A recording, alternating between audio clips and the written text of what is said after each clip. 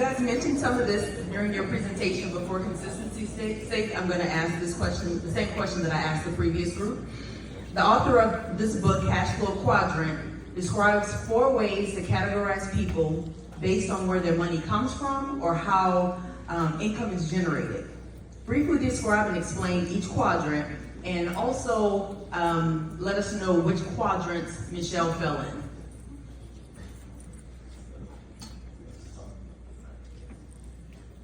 So the first quadrant in the cash flow quadrant model is the employee quadrant, and that is where you are trading your time to an employer for money, right? So that would be something like working in a kitchen where you are going in, you're putting in your hours, giving them a service, and being paid for that.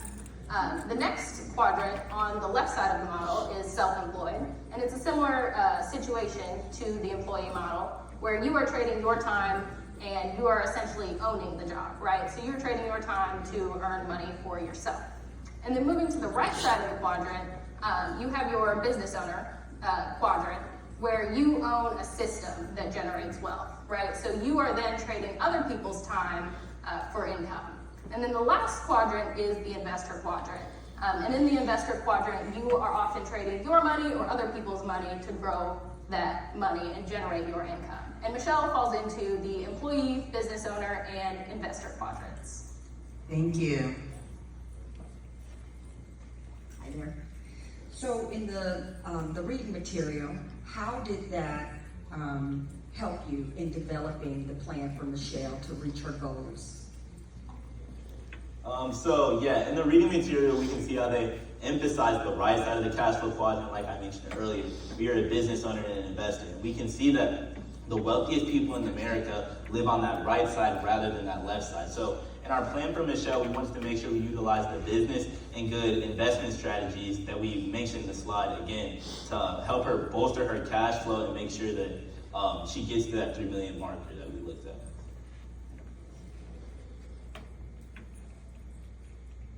An amazing presentation. It's not about how much money you make that matters, but how much money you keep and how long that money works for you. How do you define wealth, or how did the book define wealth?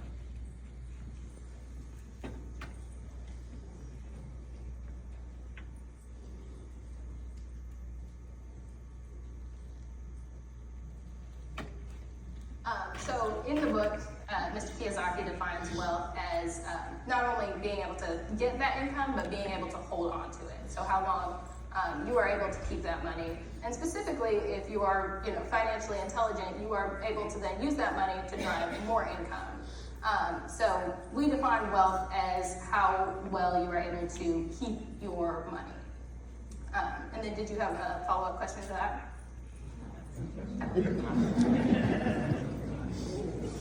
When you think about her calculations, did you think about the impact of future taxes on her portfolio? Yeah, we did, and my partner can expand on that, but the part where we talked about the LLC and the different parts for her property and how she gets taxed on that, that's kind of the way we were going to tackle that. You can expand on it. Yeah. So in our model itself, we had a spreadsheet where we went through all of her expenses, and we did include taxes in that. So we had her in the 22% bracket as an adult, and then we also considered other taxes like her property taxes and capital gains, things of that nature. I did have a follow-up question to that. Well, I asked you how do you define wealth, but how is it measured? Or would you measure wealth in time, or would you measure it in dollars?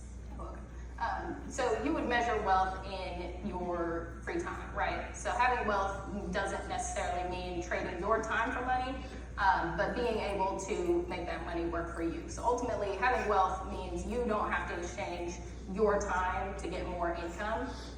The author references the concept of other people's time and other people's money throughout the book. And with wealth, you want to be utilizing other people's time to drive your income.